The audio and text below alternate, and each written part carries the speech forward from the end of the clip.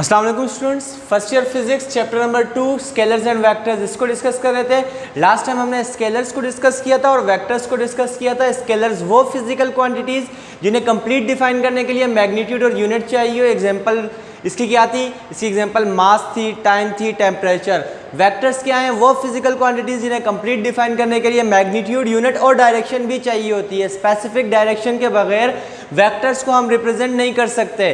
बेटा वेक्टर्स की एग्जांपल क्या है? Velocity, acceleration, force, these all are the examples of vectors. आज हम डिस्कस करते हैं कि वेक्टर्स की टाइप्स कौन कौन सी होती हैं। तो बेटे वेक्टर्स की टाइप्स में हम ये 5 टाइप्स डिस्कस करेंगे: free vector, negative vector, null vector, unit vector and position vector. अब सबसे पहले डिस्कस करते हैं कि बेटे फ्री वेक्टर होता क्या है। फ्री वेक्टर क्या है बेटा? It is a type of vector which and direction.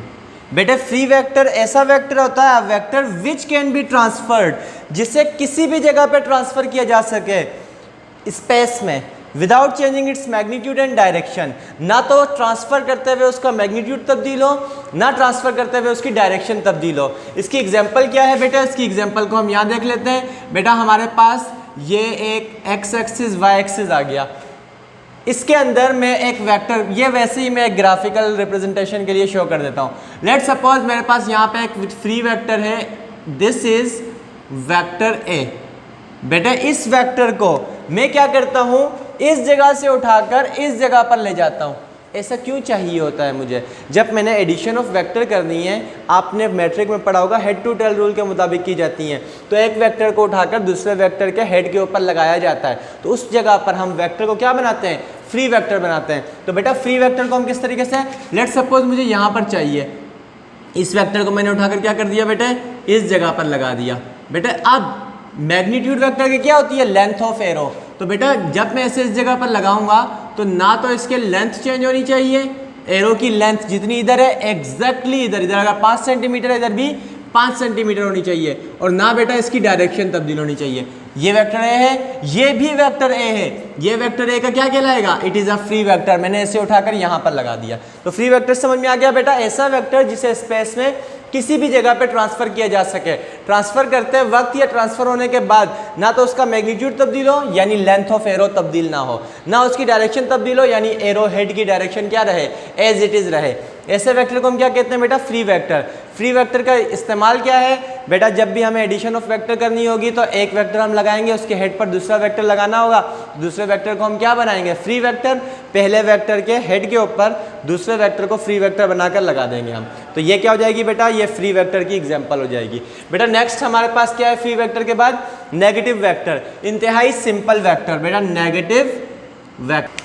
बेटा नेगेटिव वेक्टर को हम किस तरह डिफाइन करते हैं? अ वेक्टर मैग्नीट्यूड, यानी कोई वेक्टर पहले से होना चाहिए उसके बराबर इसका मैग्नीट्यूड होगा। A vector having same magnitude of original vector of. बेटा हमारे पास सपोज कर लेते हैं कोई एक ओरिजिनल वेक्टर है, मैं इस जगह पे शो कर देता हूँ, ये ओरिजिनल वेक्टर है। इस वेक्टर को मैं रिप्रेजेंट कर देता हूँ, दिस इज वेक्टर सी। कोई भी नाम मैं दे सकता हूँ वेक्टर को। बेटे अगर आपने नेगेटिव वेक्टर शो करना है तो नेगेटिव किसी ना किसी पहला वेक्टर होगा, उसका नेगेटिव शो करेंगे, यानी पहले से एक एग्जिस्टिंग वेक्टर होगा। तो बेटा ये जो एग्जिस्टिंग वेक्टर है यानी ये जो ओरिजिनल वेक्टर है, अगर मैं इसका नेगेटिव वेक्टर बनाऊं तो इसका मैग्नीट्यूड क्या होगा बेटा? बिल्कुल इसके बराबर होगा। मैग्नीट्यूड एग्जैक्टली इसके बराबर होगा। लेकिन इसके एरो हेड की डायरेक्शन क्या है? इस तरफ है, तो इसके एरो हेड की डायरेक्शन क्या हो जाएगी? एग्जैक्टली अपोजिट हो जाएगा। 180 डिग्री के डिफरेंस पर आ जाएगा बेटा, 180 डिग्री का एंगल डिफरेंस आ जाएगा। तो अगर ये वेक्टर सी है तो बेटा ये क्या कहलाएगा? This will be called vector negative vector C. तो बेटा नेगेटिव वेक्टर क्या होता है? Vector having same magnitude. ऐसा वेक्टर होता है नेगेटिव वेक्टर जिसका मैग्नीट्यूड पहले वाले ओरिजिनल वेक्टर के बराबर होता है, बट उसकी डायरेक्शन क्या होती है? अपोजिट होती है। ऐसे वेक्टर को हम क्या कहते हैं बेटा? नेगेटिव वेक्टर कहते हैं। समझ में आ गई बेटे? नेगेटिव वेक्टर के बाद नेक्स्ट टाइप हम पढ़ेंगे नल वेक्टर। Vector 0 and 8। बेटे नल वेक्टर क्या होता है? ऐसा वेक्टर हुज मैग्नीट्यूड इज 0, जिसका मैग्नीट्यूड क्या होता है? कुछ भी नहीं होता, 0 होता है। And it has infinite direction, और जिसकी डायरेक्शन भी कोई स्पेसिफिक नहीं होती। बेटा अगर मैं कहता इट हैज नो डायरेक्शन तो वेक्टर की डेफिनेशन खराब हो जाती। वेक्टर क्या होता है? ऐसे क्वांटिटी को वेक्टर कहते हैं जिसमें मैग्नीट्यूड भी हो, डायरेक्शन भी हो। एक्चुअली नल वेक्टर में कोई डायरेक्शन नहीं होती। नल वेक्टर क्या है? पॉइंट है, पॉइंट की कोई लेंथ नहीं होती, इसलिए तो हम कह रहे हैं इट हैज़ नो मैग्नीट्यूड। तो अगर पॉइंट है तो उसकी डायरेक्शन क्या होगी? आप किसी भी जानिब उसकी डायरेक्शन ले लें। तो फिर जब ये स्पेसिफिक है ही नहीं वेक्टर, तो फिर इसको डिफाइन करने की क्या ज़रूरत है? इसको डिफाइन करने की ज़रूरत है।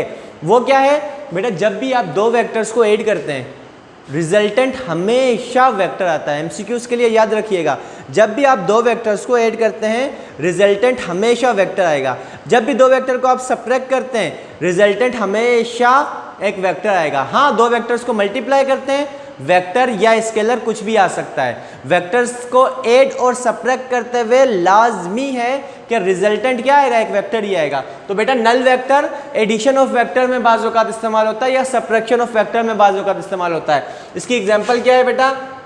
इसकी एग्जांपल है बेटा, अगर आपके पास एक वेक्टर ए है, आप इस वेक्टर में ऐड कर रहे हैं। किसको ऐड कर रहे हैं? इसी के नेगेटिव वेक्टर को। नेगेटिव वेक्टर क्या होता है बेटा? जस्ट माइनस के साथ वेक्टर है, यानी दोनों की डायरेक्शन अपोजिट है लेकिन मैग्नीट्यूड बिल्कुल बराबर है बेटा। तो फिर अगर दोनों का मैग्नीट्यूड बिल्कुल बराबर है, plus into minus it will be minus, तो ये दोनों तो एक दूसरे को कैंसिल आउट कर देंगे।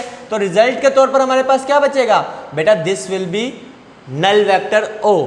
नल वेक्टर क्या बचेगा बेटा? ओ के बराबर। क्यों? नल वेक्टर का मैग्नीट्यूड क्या है? 0 के बराबर बन रहा है, तो इसकी कोई डायरेक्शन भी नहीं होगी। तो फिर फायदा क्या हुआ इसको? क्योंकि दो वेक्टर्स ऐड हो रहे हैं तो आंसर भी क्या आना चाहिए? एक वेक्टर ही आना चाहिए। दो एक जैसे वेक्टर अगर सब्ट्रैक्ट होते हैं तो हमारे पास रिजल्टेंट क्या बचता है बेटा? नल वेक्टर बचता है। बात समझ में आ गई बेटे?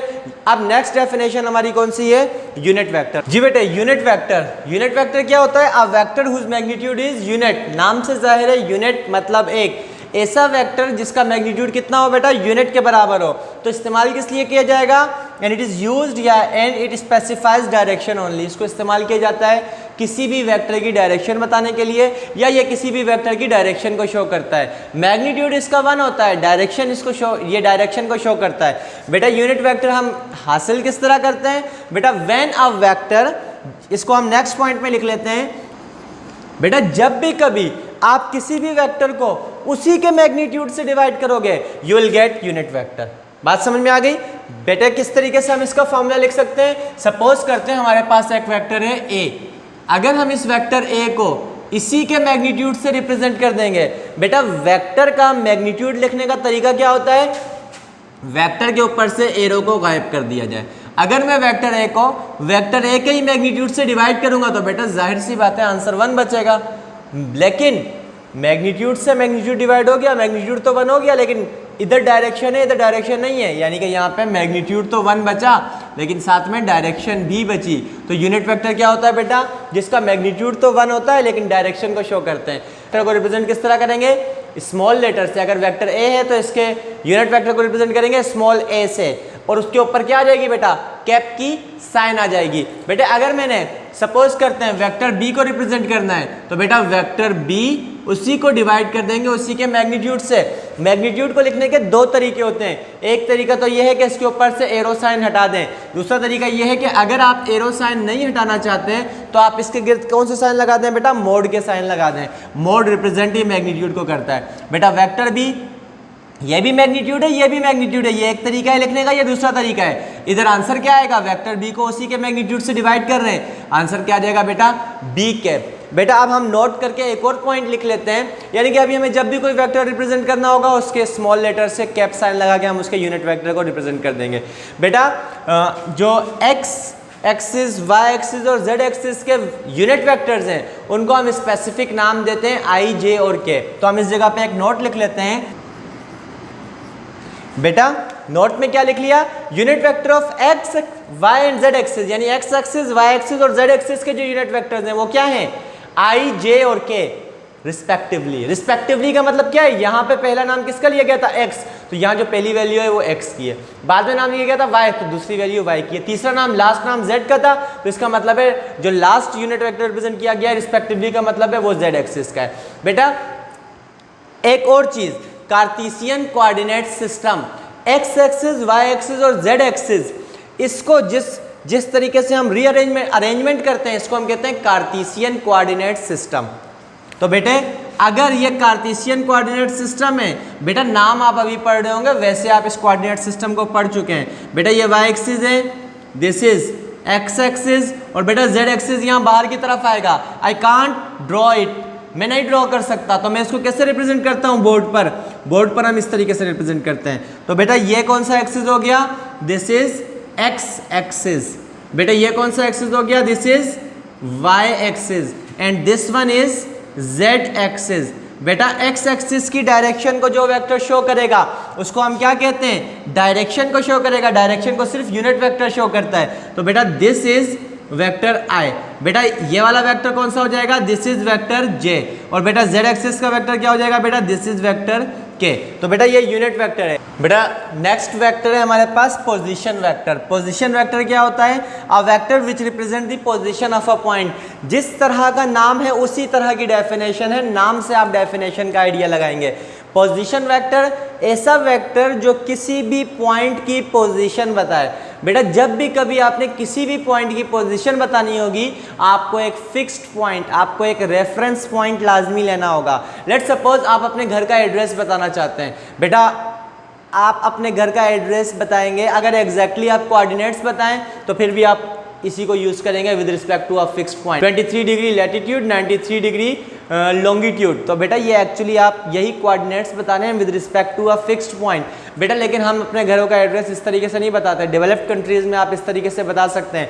यहाँ पे आप अपने घर का एड्रेस कैसे बताएंगे? आप अपने घर का एड्रेस ऐसे बताएंगे जिसको ना स्ट्रीट नंबर पता हो ना कुछ पता हो। आप बताएंगे कि एक स्पेसिफिक शॉप का नाम ले लेंगे, आप एक स्पेसिफिक मस्जिद का नाम ले लेंगे, उस मस्जिद की गली में आप आ जाना, तीसरा घर होगा। उस मस्जिद या उस शॉप, गली के कॉर्नर पर शॉप है। यानी आप जब भी कभी किसी शख्स को एड्रेस बता रहे हैं जिसे स्ट्रीट नंबर, रोड कुछ भी नहीं मालूम, आप उसे एक कॉलोनी बता देंगे। उसके बाद आप कहेंगे एक रेफरेंस बता देंगे कि उस गली के कोने पर मस्जिद है, उस गली के कोने पर शॉप है। एक्चुअली आप रेफरेंस बताने, और आप जब भी कभी किसी पॉइंट की पोजीशन बताएंगे आप रेफरेंस लेंगे। तो हम यही बोल रहे हैं, a vector which represents the position of a point. Let's suppose हमारे पास ये एक पॉइंट है, इस पॉइंट की आप पोजीशन बताना चाहते हैं। तो बेटा इस पॉइंट की पोजीशन आप किसके हिसाब से बताएंगे? दिस पॉइंट, ये जो पॉइंट है ये फिक्स पॉइंट। इस पॉइंट को हम क्या कहते हैं? इस पॉइंट को हम कहते हैं ओरिजिन। आप ओरिजिन से लेकर इस पॉइंट की पोजीशन बताएंगे। तो बेटा this will be representing position vector. ये पोजीशन वेक्टर r को शो कर रहा होगा। बेटा हम हमेशा रेफरेंस ओरिजिन को तो नहीं लेंगे, हम किसी और पॉइंट को भी ले सकते हैं रेफरेंस। यानी जब भी कभी हम किसी भी पॉइंट के हिसाब से किसी दूसरे पॉइंट की पोजीशन बताएंगे तो उसे हम कहेंगे पोजीशन वेक्टर। पोजीशन वेक्टर के कंपोनेंट्स होते हैं। बेटा जो पोजीशन वेक्टर के कंपोनेंट्स होते हैं उसको हम क्या कहते हैं? कोऑर्डिनेट्स कहते हैं। नोट कर हम लिख लेते हैं बेटा, the components of position vector coordinates. बेटा जो कंपोनेंट्स हैं पोजीशन वेक्टर के उसे हम क्या कहते हैं? उसे हम कोऑर्डिनेट्स कहते हैं। फॉर एग्जांपल व्हाट, अगर मैंने किसी भी वेक्टर की पोजीशन वेक्टर बतानी है, सपोज कर लेते हैं मुझे इस तरीके से दिया गया है rxi plus ryj plus rz इसका मतलब क्या है? इसका मतलब है इस वेक्टर r के तीन कंपोनेंट्स हैं, एक x कंपोनेंट है, एक y कंपोनेंट है और एक z कंपोनेंट है। वेक्टर r के तीन कंपोनेंट्स हैं। बेटा वेक्टर r के तीन कंपोनेंट्स कौन से हो सकते हैं? ये वाला हो गया, लेट्स सपोज ये वाला हमारा कंपोनेंट हो गया इस तरीके से, दिस वाज, ये y एक्सिस में है। तो बेटा यहां से लेकर यहां तक के ये कौन सा कंपोनेंट बन जाएगा? ये बन जाएगा ry। बेटे इसका x कंपोनेंट भी चाहिए, इस तरीके से हम बनाते हैं। यानी ओरिजिन से लेकर इस पॉइंट तक के ये क्या बन जाएगा बेटा? This will B rx। Similarly बेटा इस वेक्टर की कोई ना कोई चौड़ाई होगी। लेट्स सपोज ये वेक्टर है, तो बेटा इस वेक्टर की ये जो चौड़ाई है, ये जो थिकनेस है इसकी, ये z कंपोनेंट बन जाएगा। तो बेटा मैं इस तरीके से बाहर की तरफ, मुझे एक्चुअली इस तरह बाहर की तरफ शो करना चाहिए, मैं बाहर की तरफ शो नहीं कर सकता। तो मैं इसको किस तरीके से शो करता हूँ बेटा? मैं इसको इस तरीके से शो कर देता हूँ कि भाई ये जो है ना हमारे पास इस तरीके से ये इस जगह पे शो कर देते हैं, ये इस तरीके से हमारे पास ये z कंपोनेंट आ गया। तो बेटा यहाँ से लेकर यहाँ तक के ये क्या हो जाएगा इसका? rz। ज़्यादातर हम z एक्सिस को रिप्रेजेंट नहीं करते ग्राफ के अंदर, हम x और y एक्सिस को रिप्रेजेंट करते हैं। लेकिन अगर रिप्रेजेंट करना हो तो आपको आइडिया होना चाहिए z एक्सिस क्या है। एक्चुअली कोई भी वेक्टर है उसकी जो थिकनेस है उसको हम z एक्सिस कह रहे हैं। मैं इसकी ये लंबाई इट्स एक्चुअली व्हाट, इट्स ये अगर इस तरीके से पढ़ा हुआ है, ये एक्स एक्सिस हो गया बेटा, इसकी ये जो लेंथ हो जाएगी ये क्या हो जाएगी, इसकी ये जो हाइट हो जाएगी ये क्या हो जाएगी वाई एक्सिस, और बेटा इसकी ये जो चौड़ाई हो जाएगी वो क्या हो जाएगी, इसकी जेड एक्सिस हो जाएगी। तो बेटा आपने याद रखना है the components of position vector is called coordinates, और इस तरह रिप्रेजेंट किया जाएगा भाई आर एक्स आर वाई और आर जेड था। आर एक्स के लिए मैंने क्या किया, एक्स एक्सिस के यूनिट वेक्टर को क्या कहते हैं, आई कैप, तो मैंने आर एक्स आई कर दिया। वाई एक्सिस के आर वाई जे हो गया, आर जेड के हो गया। मतलब आपको इस तरीके से पोजीशन वेक्टर दिया जा सकता है। ये एक वेक्टर आ रहा है, ये जनरल एग्जांपल के तौर पे 2i plus 5j plus 3k, इसका मतलब क्या हुआ, आर एक्स कितना है 2 के बराबर, आर वाई कितना है 5 के बराबर, आर जेड कितना है 3 के बराबर। बेटा अगर मुझे इस तरीके से आर वेक्टर आर के 3 कंपोनेंट्स दिए हुए आर एक्स आर वाई और आर जेड, तो बेटा अगर मैंने इसका मैग्नीट्यूड निकालना हो, मैग्नीट्यूड ऑफ पोजीशन वेक्टर बेटा मैं पाइथागोरस थ्योरम से निकाल सकता हूं। तो बेटा मैग्नीट्यूड ऑफ पोजीशन वेक्टर या किसी भी, ये निकाल तो हम पोजीशन वेक्टर के लिए रहे, लेकिन ये जो फॉर्मूला है हम हर वेक्टर के मैग्नीट्यूड निकालने के लिए इस्तेमाल करेंगे अगर वो वेक्टर इस फॉर्म में दिया हुआ है, यानी एक्स वाई और जेड की फॉर्म में दिया हुआ है। तो बेटा मैग्नीट्यूड ऑफ पोजीशन, बेटा उसके मैग्नीट्यूड को हम रिप्रेजेंट करते हैं vector magnitude of vector R, हम इस तरह शो करते हैं। या दूसरा तरीका क्या है बेटा, हम एरो हटा देते हैं तो फिर हमें मोड लगाने की जरूरत नहीं है। तो magnitude of position vector R ये बराबर हो जाएगा बेटा किसके, आर एक्स का स्क्वायर प्लस आर वाई का स्क्वायर प्लस आर जेड का स्क्वायर। मतलब आई कंपोनेंट के अलावा जो चीज़ है वो एक्चुअली आर एक्स है, वाई जे के अलावा जो है जो नंबर लिखा हुआ है एक्चुअली वो वाई कंपोनेंट है, के रिप्रेजेंट कर रहा है कि ये जेड एक्सिस है। अगर ये जेड एक्सिस है तो इसके अलावा ये जो चीज़ है ये क्या हो गया, इसका जेड कंपोनेंट हो गया। तो बेटा अगर आपने इसका मैग्नीट्यूड मालूम करना है तो आप कैसे मालूम कर सकते हैं, आर एक्स का स्क्वायर प्लस आर वाई का स्क्वायर प्लस आर जेड का स्क्वायर। मतलब अगर ये वेक्टर है इसका मैग्नीट्यूड मालूम करना है तो मैं क्या करूँगा, स्क्वायर रूट के अंदर 2 का स्क्वायर प्लस 5 का स्क्वायर प्लस 3 का स्क्वायर। तो बेटा ये तो हो गया मैग्नीट्यूड ऑफ पोजीशन वेक्टर के बराबर। क्लियर हो गया बेटे, ये यहाँ तक कि हमने टाइप्स ऑफ वेक्टर्स को डिस्कस कर लिया। टाइप्स ऑफ वेक्टर्स के अंदर हमने इन 5 वेक्टर्स को डिस्कस किया है। बेटे इस लेक्चर को आप 1 से 2 बार देखिए। नेक्स्ट लेक्चर में हम इन्हीं टाइप्स को कुछ एग्जांपल्स के साथ दोबारा से डिस्कस कर लेंगे ताकि जो चीज़ यहाँ पे रह गई है वो नेक्स्ट लेक्चर में क्लियर हो गए। नेक्स्ट लेक्चर में मिलते हैं, तब तक अपना ख्याल रखिए। अल्लाह हाफिज़।